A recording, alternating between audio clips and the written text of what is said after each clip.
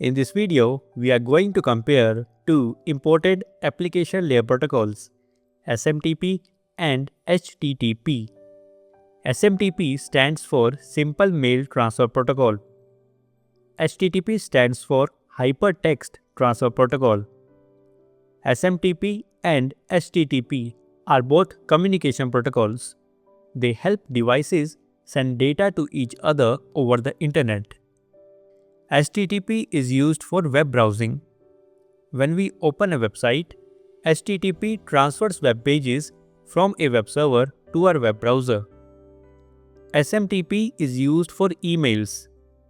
When we send an email, SMTP transfers the message from one mail server to another. So, in short, we use HTTP to browse websites and we use SMTP to send emails. Both HTTP and SMTP keep their TCP connection open while sending data, so they do not need to reconnect again and again. It is called persistent connections.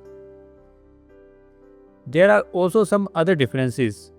First, HTTP is a pull protocol. This means we request or pull information when we want.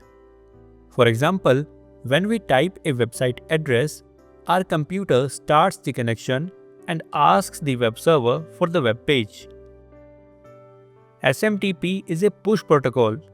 This means that the email from a user is pushed from sender mail server to the receiver's mail server. Here, the sender's mail server starts the connection, not the receiver. Another key difference is how they handle multiple items like text and images. With HTTP, each item is sent separately. If a web page has text and two images, the browser sends separate HTTP requests for text and each image. With SMTP, everything is sent together. The email text and images are combined into one single message and sent at once.